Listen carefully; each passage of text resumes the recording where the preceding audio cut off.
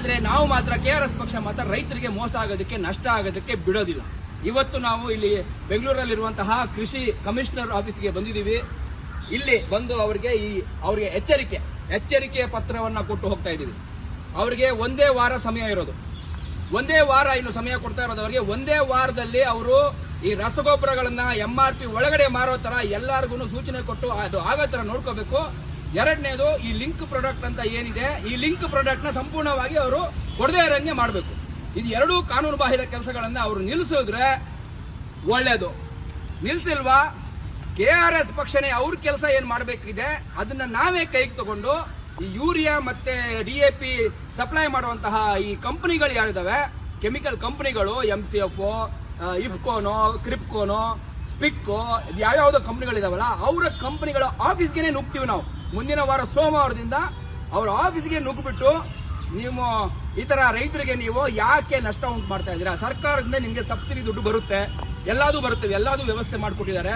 ರೈತರಿಗೆ ಯಾಕೆ ನೀವು ನಷ್ಟ ಮಾಡಿ ಕಾನೂನು ಬಾಹಿರವಾಗಿ ನೀವು ನಿಮ್ಮ ಬಿಸ್ನೆಸ್ ನಡೆಸ್ತಾ ಇದ್ದೀರಾ ಅನ್ನೋವಂಥದ್ನ ಪ್ರಶ್ನೆಯನ್ನ ಅಲ್ಲಿನ MDಗೆ, CEOಗೆ ಮತ್ತೆ ಇನ್ನಿತರ ಯಾರೇ ಇದ್ರು ಅಲ್ಲಿನ ಮುಖ್ಯಸ್ಥರಿದ್ರೆ ಅವ್ರಿಗೆ ಲೈವ್ ಅಲ್ಲೇ ಹೋಗ್ಬಿಟ್ಟು ನಾವು ಮಾತಾಡ್ತೀವಿ. ನಮ್ಮ ಕೃಷಿ ಇಲಾಖೆಯ ಅಧ್ಯಕ್ಷತೆಯಿಂದ ರೈತರು ನರಳೋದನ್ನ ನಾವು ನೋಡೋದಕ್ಕೆ ಸಾಧ್ಯ ಇಲ್ಲ.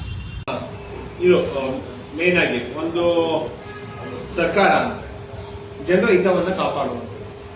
ಆದ್ರೆ ಇಲ್ಲಿ ನೀನು ಅಧಿಕಾರಿಗಳಿರ್ಬೋದು ಅಥವಾ ಇಡೀ ರಾಜಕೀಯ ವ್ಯವಸ್ಥೆ ತಮ್ಮ ಅಸಹಾಯಕತೆಯನ್ನು ಹೇಗೆ ತೋಡ್ಕೊಳ್ತಿದ್ದಾರೆ ಅಂತಂದ್ರೆ ಆವಾಗಲೇ ಹೇಳಿದ್ರಲ್ಲ, ಇವರು ತಮ್ಮ ಮೇಲಿನ ಹೊಣೆಗಾರಿಕೆಯಿಂದ ಮೇಲೆ ಇನ್ನೊಬ್ಬರ ಮೇಲೆ ಒತ್ತಾಕುವಂಥದ್ದು, ಅವ್ರು ಇವ್ರ ಮೇಲೆ ಹೇಳುವಂಥದ್ದು, ಇದು ನೆಟ್ಕೊಂಡು ಬರ್ತಾ ಇರುವಂಥದ್ದು. ಹೀಗಾಗಿ ಎರಡೂ ಕಡೆ ನಾವು ಕ್ವಶನ್ ಮಾಡಿದಾಗ ಇಲ್ಲ ನಾವು ಹೇಳ್ತೀವಿ ಅಂತ ಅಂದಾಗ ಇಲ್ಲ ಅವರು ಸ್ಪಂದಿಸ್ತಾ ಇಲ್ಲ ಅಂತ ಅಂದ್ಬಿಟ್ಟು ಜಾರ್ಕೊಳ್ಳುವಂಥದ್ದು. ಇದು ಜಾರ್ಕೊಳ್ಳುವಂತ ಉತ್ತರ. ಇದು ಇನ್ನೇನು ಅಲ್ಲ. ಇವರು ಅಂತವ್ರ ಮೇಲೆ ಯಾಕೆ ಕಠಿಣ ಕ್ರಮವನ್ನು ತೆಗೆದುಕೊಳ್ತಾ ಇಲ್ಲ? ಕಾನೂನಲ್ಲಿ ಅವಕಾಶಗಳಿದಾವಲ್ಲ, ಕಾನೂನು ಕ್ರಮ ಯಾಕೆ ತೆಗೆದುಕೊಳ್ತಾ ಇಲ್ಲ? ಈಗ ಕೇಂದ್ರ ಸರ್ಕಾರಕ್ಕೆ ಕೇವಲ ಪತ್ರ ಬರೆಯುವಂತದ್ದಲ್ಲ, ಇಲ್ಲಿ ಆ ಕಂಪನಿಗಳ ಮೇಲೆ, ಆ ಏಜೆನ್ಸಿಗಳ ಮೇಲೆ ಕಾನೂನು ಕ್ರಮ ಏನೇನು ತೆಗೆದುಕೊಂಡಿದ್ದಾರೆ, ಏನ್ ಮಾಡಿದ್ದಾರೆ, ಇದು ನಮ್ಮಲ್ಲಿರುವಂತ ಪ್ರಶ್ನೆ. ಯಾರು ಸಹ ಬಹುತೇಕವಾಗಿ ರಸಗೊಬ್ಬರಗಳನ್ನ ಈ ಬೆಲೆಗಳಿಗೆ MRP ಬೆಲೆಗೆ ಮಾರ್ತಾ ಇಲ್ಲ. MRP ಬೆಲೆಗಿಂತ ಹೆಚ್ಚಿಗೆ ಮಾರುವುದು ಕಾನೂನು ಬಾಹಿರ, ಅಕ್ರಮ. ಅದು ಅಕ್ರಮ ಅಲ್ಲ, ಅವ್ರು ಮಾರಬಹುದು ಅನ್ನೋದಿದ್ರೆ ಅವರು ಶರಣಪ್ಪ ಮುಂದವರು ಅಪರ ನಿರ್ದೇಶಕರು ಅವ್ರು ಹೇಳ್ತಾರೆ. ಆದರೆ ಅದು ಅಕ್ರಮ ಅಲ್ಲ ಅಂತ ನಮಗೆ ಗೊತ್ತಾಗಿದೆ. ಆ ನಿಟ್ಟಿನಲ್ಲಿ ರಾಜ್ಯದ ರೈತರು ಇವತ್ತು ಬೆಳೆ ಬೆಳೆಯುವಂತಹ ಸಂದರ್ಭದಲ್ಲಿ ವಿನಾಕಾರಣ ಹೆಚ್ಚು ಬೆಲೆಯನ್ನ ಕೊಟ್ಟು ರಸಗೊಬ್ಬರವನ್ನ ತಂದು ಬೆಳೆ ಬೆಳೆಯುತ್ತಿರುವಂತಹ ಕಾರಣಕ್ಕಾಗಿ ಅವರಿಗೆ ಸಿಗಬೇಕಾದಷ್ಟು ಲಾಭ ಸಿಗ್ತಾ ಇಲ್ಲ, ಅದ್ರ ಬದಲು ಹೆಚ್ಚಿಗೆ ನಷ್ಟ ಆಗ್ತಾ ಇದೆ. ಈಗ ಬೆಂಬಲ ಬೆಲೆ ಘೋಷಣೆ ಮಾಡುವಾಗಲೂ ಸಹ 1 ಎಕರೆಗೆ ಏನೆಲ್ಲ ಖರ್ಚು ಬೀಳುತ್ತೆ ಅನ್ನೋದನ್ನ ಲೆಕ್ಕ ಹಾಕೊಂಡು ಸರ್ಕಾರ ಬೆಂಬಲ ಬೆಲೆಯನ್ನು ನಿಗದಿ ಮಾಡುತ್ತೆ. ಅವರು ಲೆಕ್ಕ ಹಾಕುವಾಗಲೂ ಒಂದು ಎಕರೆಗೆ 1 ಎಕರೆಗೆ 1 ಮೂಟೆ ಯೂರಿಯಾ, 1 ಮೂಟೆ DAP, 1 ಮೂಟೆ ಕಾಂಪ್ಲೆಕ್ಸ್ ಬೇಕಾಗುತ್ತೆ ಅಂದ್ರೆ MRP ಬೆಲೆ ಏನಿದೆಯೋ ಅದನ್ನೇ ನಿಗದಿ ಮಾಡಿ ಲೆಕ್ಕ ಹಾಕ್ತಾರೆ ಹೊರತು ರೈತರು ಅದಕ್ಕಿಂತ 20%, 30%, 40% ಜಾಸ್ತಿ ಕೊಟ್ಟು ತೆಗೆದುಕೊಂಡಿರೋದನ್ನ ಲೆಕ್ಕ ಹಾಕೋದಿಲ್ಲ. ಹೀಗಾಗಿ ಎಲ್ಲಾ ಕಡೆಯೂ ರೈತರಿಗೆ ಶೋಷಣೆ ಆಗ್ತಾ ಇದೆ. ಮತ್ತೆ ಖಾಸಗಿ ಮಾರಾಟಗಾರರ ಮೇಲೆ ಸರ್ಕಾರಕ್ಕೆ ಯಾವುದೇ ರೀತಿಯ ನಿಯಂತ್ರಣ ಇಲ್ಲ. ಪ್ರತಿ ತಾಲೂಕಿನಲ್ಲೂ ಕೃಷಿ ಇಲಾಖೆಯಲ್ಲಿ ಅಸಿಸ್ಟೆಂಟ್ ಡೈರೆಕ್ಟರ್ ಅಂತ ಇರ್ತಾರೆ. ಅವರ ಪ್ರತಿ ಜಿಲ್ಲೆಯಲ್ಲೂ ಜಾಯಿಂಟ್ ಡೈರೆಕ್ಟರ್ ಅಂತ ಇರ್ತಾರೆ.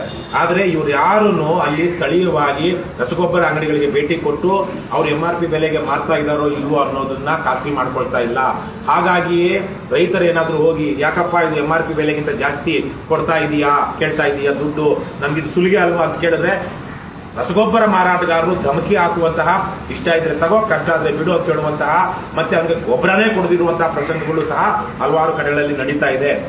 ಹಾಗಾಗಿ ಸಾವಿರಾರು ರೂಪಾಯಿ ಖರ್ಚು ಮಾಡಿ ತನ್ನ ಜೀವನೋಪಾಯಕ್ಕಾಗಿ ಬೆಳೆ ಬೆಳೆಯಲೇಬೇಕಾದಂತಹ ಸ್ಥಿತಿಯಲ್ಲಿರುವಂತಹ ರೈತ ಅನಿವಾರ್ಯವಾಗಿ ದುಸ್ಥಿತಿಯಲ್ಲಿ MRP ಬೆಲೆಗಿಂತ ಹೆಚ್ಚಿಗೆ ಮಾರಾಟಗಾರರು ಕೊಡೋದನ್ನ ಏನ್ ಕೇಳ್ತಾರೋ ಅಷ್ಟನ್ನ ಕೊಟ್ಟು ರಸಗೊಬ್ಬರವನ್ನ ತೆಗೆದುಕೊಂಡು ಬಂದು ತಮ್ಮ ಬೆಳೆಗಳಿಗೆ ಹಾಕ್ತಾ ಇದ್ದಾರೆ. ಇದಕ್ಕೆ ಬಹಳ ದೊಡ್ಡ ಕಾರಣ ಅಂದ್ರೆ ಸರ್ಕಾರಿ ಅಧಿಕಾರಿಗಳ ನಿಷ್ಕ್ರಿಯತೆ, ಅದಕ್ಷತೆ, ಅಥವಾ ಅವರು ಸಹ ಮಾಮೂಲು ತೆಗೆದುಕೊಂಡು ಈ ಅಕ್ರಮ ಆಗೋದಿಕ್ಕೆ ಬಿಟ್ಟಿರುವಂತದ್ದು ಒಂದು ಕಾರಣ. ಎರಡನೇದು, ರಸಗೊಬ್ಬರ ಉತ್ಪಾದಕ ಕಂಪನಿಗಳು, ಅದು ಸ್ಪಿಕ್ ಇರಬಹುದು, ಇಫ್ಕೋ ಇರಬಹುದು, ಅವರು ಸಹ ಡೀಲರ್ಗಳಿಗೆ ಕೊಡಬೇಕಾದಂತ ದರ ಕೊಡದೆ ಅದಕ್ಕಿಂತ ಹೆಚ್ಚಿಗೆ ಕೊಟ್ಟುಕೊಂಡು ತಗೊಂಡು ಅವ್ರಿಗೂ ಮೋಸ ಮಾಡ್ತಾ ಇದ್ದಾರೆ ಅಂತ ಹೇಳ್ತಾ ಇದ್ದಾರೆ. ಆಮೇಲೆ ಕೆಲವೊಂದು ಕಡೆಗಳಲ್ಲಿ ಅಕ್ಕದ ಅವನಿಗೆ ಕಡಿಮೆ ಬೆಲೆಗೆ ಬಂದಿದ್ರು ಪಕ್ಕದವನು MRP ಗಿಂತ ಜಾಸ್ತಿ ಮಾಡ್ತಿರೋದ್ರಿಂದ ಕಾನೂನು MRP ಗಿಂತ ಜಾಸ್ತಿ ಮಾಡಿದ್ರೆ ಇನ್ನಷ್ಟು ಹೆಚ್ಚು ಲಾಭ ಮಾಡ್ಕೊಳ್ಬಹುದಲ್ಲ ಅನ್ನುವಂತಹ ದುರಾಸೆಗೆ ಬಿದ್ದಿರುವಂತಹ ಕೆಲವೊಂದು ಸೊಸೈಟಿಗಳು ಅವರು ಸಹ MRP ಬೆಲೆಗಿಂತ ಜಾಸ್ತಿ ಮಾಡ್ತಾ ಇದ್ದಾರೆ. ಒಟ್ಟಾರೆಯಾಗಿ ಅಂತಿಮವಾಗಿ ಇದರ ನೇರ ಹೊರೆ ಮತ್ತು ಕಷ್ಟ ರೈತರಿಗೇನೆ. ಹಾಗಾಗಿ ರೈತರ ಜೊತೆಗೆ ನಿಲ್ಲಬೇಕಾದಂತಹ ಕೃಷಿ ಇಲಾಖೆ ಇವಾಗ ಈ ತರಹದ ನಿಷ್ಕ್ರಿಯವಾಗಿ ಅದಕ್ಷತೆಯಿಂದ ಅಥವಾ ಭ್ರಷ್ಟಾಚಾರದಲ್ಲೋ ಅಕ್ರಮದಲ್ಲೋ ಮುಳುಗಿದ್ರೆ ಕೊನೆಗೆ ಕರ್ನಾಟಕ ರಾಷ್ಟ್ರ ಸಮಿತಿ ಪಕ್ಷ ಈ ವಿಚಾರವಾಗಿ ಏನಾದರೂ ಹೋರಾಟ ಮಾಡಿದಾಗ ಆಗ ಅಂತಿಮವಾಗಿ ಕೃಷಿ ಇಲಾಖೆ ಮೇಲೆ ಬಹಳ ದೊಡ್ಡ ಒತ್ತಡ ಬೀಳುತ್ತೆ. ರಸಗೊಬ್ಬರ ಮಾರಾಟಗಾರರು ಅಂಗಡಿಗಳನ್ನು ಮುಚ್ಚಬೇಕಾದಂಥ ಸ್ಥಿತಿ ಬಂದಾಗ ಅದು ರೈತರಿಗೇನೆ ಅದರಿಂದ ತೊಂದರೆಯಾಗಿ ರೈತರು ಸಾವಿರಾರು ಲಕ್ಷಗಳ ಸಂಖ್ಯೆಯಲ್ಲಿ ಸರ್ಕಾರದ ವಿರುದ್ಧ ಪ್ರತಿಭಟನೆ ಮಾಡುವಂತಹ ಒಂದು ಪರಿಸ್ಥಿತಿ ಸೃಷ್ಟಿಯಾಗುತ್ತೆ. ಹಾಗಾಗಿ ಪರಿಸ್ಥಿತಿ ಕೈಮೀರೋದಕ್ಕೆ ಮೊದಲು ನೀವು ಎಲ್ಲಾ ರೀತಿಯ ಅಕ್ರಮಗಳನ್ನು ನಿಲ್ಲಿಸಬೇಕು. ರಾಜ್ಯದಲ್ಲಿ ಸಾರಾಸಗಟಾಗಿ ನಡೆಯುತ್ತಿರುವ ರಸಗೊಬ್ಬರ ಪೂರೈಕೆ ಅಕ್ರಮಗಳಲ್ಲಿ ಅಧಿಕಾರಿಗಳು, ಡೀಲರ್ಗಳು, ಮಾರಾಟಗಾರರು, ಉತ್ಪಾದಕ ಕಂಪನಿಗಳು ಎಲ್ಲರೂ ಭಾಗಿಯಾಯಿತು. ಈ ವಿಚಾರವಾಗಿ ಸಮಗ್ರವಾದ ಒಂದು ತನಿಖೆ ಅಗತ್ಯ ಇಲ್ಲ, ಎಲ್ಲ ಕಣ್ಮುಂದೆ ಇರುವಂತದ್ದು. ಕ್ರಮಕ್ಕೆ ಇದು ಆಗದೇ ಇರುವ ರೀತಿಯಲ್ಲಿ ಕ್ರಮಕ್ಕೆ ಮುಂದಾಗಬೇಕು ಅಂತ ಹೇಳಿ ನಾವು ಇವತ್ತು ಕೃಷಿ ಆಯುಕ್ತರನ್ನ ಭೇಟಿ ಮಾಡೋದಕ್ಕೆ ಆಗ್ರಹಿಸೋದಕ್ಕೆ ಬಂದಿದ್ದೀವಿ. ಮುಖ್ಯವಾಗಿ ರಾಜ್ಯದಲ್ಲಿ ಇರ್ತಕ್ಕಂತ ಒಂದು ಹಗರಣ, ಈ ಹಗರಣದಲ್ಲಿ ನೇರವಾಗಿ ಏನಾಗಿದೆ ಅಂತಂದ್ರೆ ಸರ್ಕಾರನೇ ಭಾಗಿಯಾಗಿದೆ. ಇದಕ್ಕೆ ಪ್ರಾಯೋಜಕ ಕಂಪನಿಗಳಾಗಿ AC, DC ಏನಾಗಿದ್ದಾರೆ, ಇದಕ್ಕೆ ಪ್ರಾಯೋಜಕರಾಗಿದ್ದಾರೆ. ಈಗ ನೀವೆಲ್ಲ ನೋಡಿರ್ಬೋದು, ನಮ್ಮ ಹಾವೇರಿ ಜಿಲ್ಲೆಯವರೇ ಆದಂತ DC ಅವರು ಮೊನ್ನೆ ಅಂದ್ರೆ ಒಂದು ತಿಂಗಳದಿಂದ ಏನಂತಂದ್ರೆ ಒಂದು ದಿಢೀರ್ನ ಒಂದು ಹೇಳಿಕೆ ಕೊಟ್ರು. ಏನಪ್ಪಾ ಅಂತಂದ್ರೆ ರೈತರೆಲ್ಲ ಯಾವುದೇ ಗೊಬ್ಬರಗಳನ್ನಾಗಿ MRP ದರಕ್ಕೆ ತಗೋಬೇಕು, ಯಾವುದೇ ಹೆಚ್ಚಿನ ಬೆಲೆಗೆ ತಗೋಬಾರ್ದು. ನೆಕ್ಸ್ಟ್ ಏನಪ್ಪಾ ಅಂತಂದ್ರೆ ಯಾವುದೇ ಲಿಂಕ್ಗಳನ್ನು ಬಳಸಬಾರ್ದು ಅಂತಂದು ಹೇಳಿದ್ರು. ನೆಕ್ಸ್ಟ್ ಈ ಡೀಲರ್ ಸಹ ಮೀಟಿಂಗ್ಗಳನ್ನು ಸಹ ಮಾಡಿದ್ರು. ಏನಪ್ಪಾ ಅಂತಂದ್ರೆ ನೀವು ಯಾವುದೇ ರೀತಿ ಹೆಚ್ಚಿನ ದರಕ್ಕೆ ಮಾರಬಾಡ್ರಿ ಮತ್ತು ಯಾವುದೇ ಲಿಂಕ್ಗಳನ್ನು ಕೊಡಬಾಡ್ರಿ ಅಂತಂದು ಅದೊಂದು ಮೀಟಿಂಗ್ಗಳನ್ನು ಮಾಡಿದ್ರು. ಇವೆಲ್ಲ ಮೀಟಿಂಗ್ಗಳಾಗಿರ್ಬೋದು, ಕಟಿಂಗ್ಗಳಾಗಿರ್ಬೋದು, ಇವೆಲ್ಲ ಬರೀ ಏನಪ್ಪಾ ಅಂತಂದ್ರೆ ಕಾಟಾಚಾರಕ್ಕಾಗಿರ್ಬೋದು, ಒಂದು ಹಾಡಿಕೆಗೆ ಆಗಿರ್ಬೋದು ಅಂತಂದು ಈ ಸಂದರ್ಭದಲ್ಲಿ ಹೇಳ್ತೀನಿ.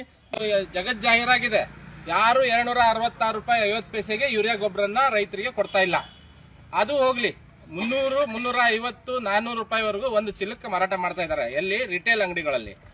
ಇದನ್ನ ಅವರು ಡೀಲರ್ಗಳಿಂದ ತಗೊಳ್ತಾ ಇದ್ದಾರೆ, ಅಥವಾ ಕೃಷಿ ಇಲಾಖೆಯ ಕರ್ನಾಟಕ ಸ್ಟೇಟ್ ಮಾರ್ಕೆಟಿಂಗ್ ಫೆಡರೇಷನ್ ಅಥವಾ ಬೀಜ ನಿಗಮದಿಂದ ಮೂಲಕ ಅದನ್ನ ಸಪ್ಲೈ ಕೊಡ್ತಾ ಇದ್ದಾರೆ.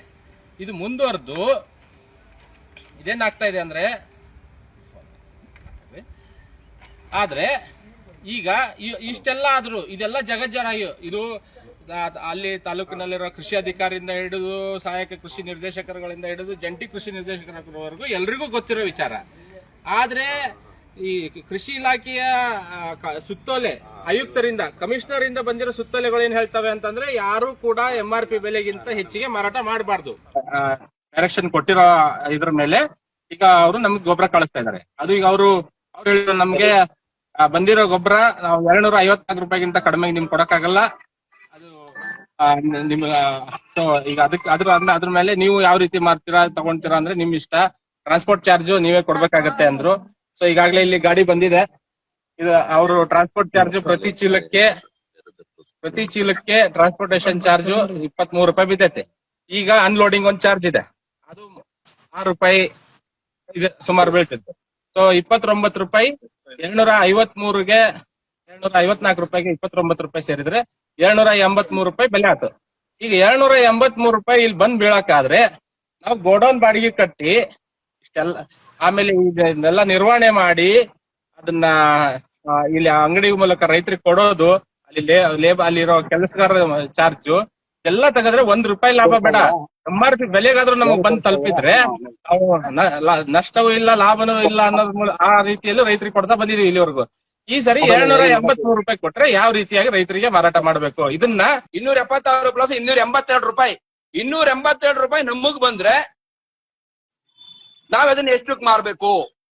266 ರೂಪಾಯಿಗೆ ಮಾರಬಾರ್ದು ಅಂತ ಇದೆ. ಮಾರಿದ್ರೆ ನಮ್ಗೆ ನಮ್ಮ ಲೈಸೆನ್ಸ್ ಕ್ಯಾನ್ಸಲ್ ಆಗ್ಬೋದು, ಅಥವಾ ನಮ್ಗೆ ಫೈನ್ ಹಾಕ್ಬೋದು, ಎಲ್ಲದೂ ಹಾಕ್ಬೋದು. ನಾವು 266 ರೂಪಾಯಿ ಮೇಲೆ ಮಾರ್ಬೇಕಾ, ಅಥವಾ ಮಾರದೇನೆ ರಸಗೊಬ್ಬರನ ಗೋಡೌನ್ ಅಲ್ಲಿ ಸ್ಟಾಕ್ ಮಾಡಿ ಇಟ್ಕೋಬೇಕಾ? ಇದು ನಮ್ಮ ಪ್ರಶ್ನೆ ಇವಾಗ. ಇದು ನಿಮ್ಗೆ ನೇರವಾಗಿ ಲೈವ್ ಅಲ್ಲಿ ಏನು ವ್ಯವಸ್ಥೆ ನಡೀತಾ ಇದೆ ಅನ್ನೋದನ್ನ ನಿಮ್ಗೆ ತೋರಿಸ್ತಾ ಇದೀವಿ. ಇಲ್ಲಿ ನೀವು ಗಮನಿಸಬೇಕಾಗಿರುವ ಅಂಶ ಏನಂದ್ರೆ, ಇವತ್ತು ನಾವೀಗ ಕೃಷಿ ಕಮಿಷನರ್ ಆಫೀಸ್ ಎದುರುಗಳಲ್ಲಿ ನಿಂತ್ಕೊಂಡು ಮಾತಾಡ್ತಾ ಇರುವಂತದ್ದು. ಇದು ಕೃಷಿ ಕಮಿಷನರ್ ಆಫೀಸ್ ಎದುರುಗಳಲ್ಲಿ ನಿಂತ್ಕೊಂಡು ಮಾತಾಡ್ತಾ ಇರುವಂತದ್ದು. ಇಲ್ಲಿ ಕಮಿಷನರ್ ಇದಾರೆ, ಹೊಸದಾಗಿ ಬಂದಿದ್ದಾರೆ, 2 ದಿನ ಆಯ್ತು ಅವರು ಜಾಯ್ನ್ ಆಗಿ. 2 ದಿನ ಆದ್ರೂ ಪರವಾಗಿಲ್ಲ. ನಮ್ಗೆ ಕಮಿಷನರ್ ವಿಚಾರ ಅಲ್ಲ ಇಲ್ಲಿರೋದು, ಸರ್ಕಾರ ಅಂದ್ರೆ ಸರ್ಕಾರನ ರೆಪ್ರೆಸೆಂಟ್ ಮಾಡುವಂತವ್ರು. ಹಲವಾರು ಬಾರಿ ಅರ್ಜಿಗಳನ್ನ ಕೊಟ್ಟಿದ್ದೀವಿ, ಎಚ್ಚರಿಕೆಗಳನ್ನ ಕೊಟ್ಟಿದ್ದೀವಿ. ಆದ್ರೂ ಈ ವ್ಯವಸ್ಥೆನ ಸರಿ ಮಾಡೋ ನಿಟ್ಟಿನಲ್ಲಿ ಇವ್ರದ್ದು ಯಾವುದೇ ಕ್ರಮ ಇಲ್ಲ.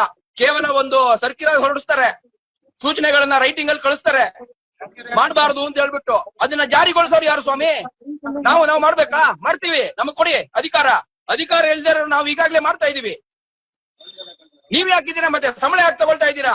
ರಾಜೀನಾಮೆ ಕೊಟ್ಟು ಮನೆಗೆ ಹೋಗಿ. ರೈತರು ನಿಮ್ಗೆ ಕಾಪಾಡಕ್ ಸಾಧ್ಯ ಇಲ್ಲ ಅಂದ್ರೆ ರಾಜೀನಾಮೆ ಕೊಟ್ಟು ಮನೆಗೆ ಹೋಗಿ. ಈಗ ನಾವು 282 ರೂಪಾಯಿ ಬಂದಿದೆ ನಮ್ಗೆ.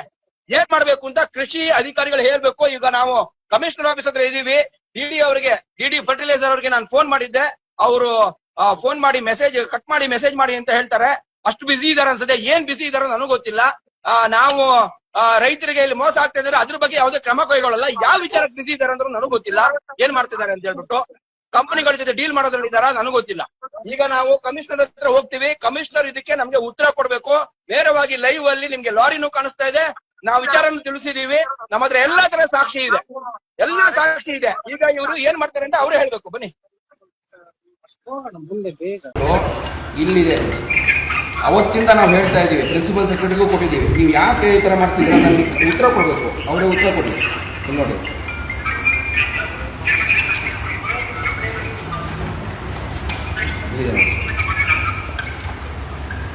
KSCMF ಅದೇ ಫೆಡರೇಷನ್ ಮತ್ತು KSC ಬೀಜ ನಿಗಮ ಸಂಸ್ಥೆಯವರು ದಾಸ್ತಾನೀಕರಿಸಿದ ರಸಗೊಬ್ಬರಗಳನ್ನು ಸಹಕಾರ ಸಂಘಗಳಿಗೆ ಮಾರಾಟಗಾರರಿಗೆ ಕ್ಲಿಯರ್ ಕಟ್ ಆಗಿದೆ.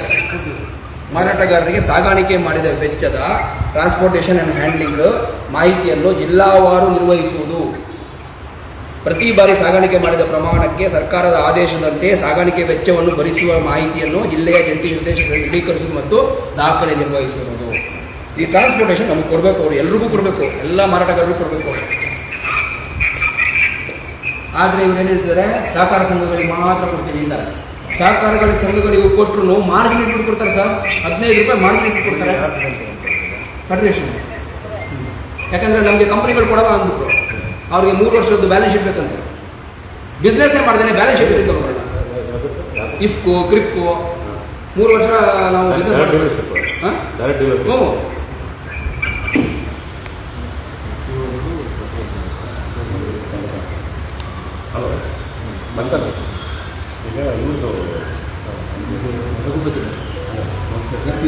KRS ಕರ್ನಾಟಕ ರೈತ ಸಹಕಾರ KRS ಅವ್ರಿಗೆ ಬಫರ್ ಏನು ಕೊಟ್ಟಿದ್ದಾರೆ ಅಥವಾ ರೆಗ್ಯುಲರ್ ಕೊಟ್ಟಿದ್ದಾರೆ?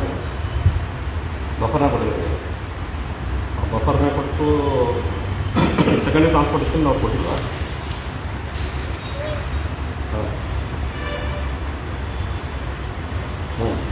ಮತ್ತು ಇದು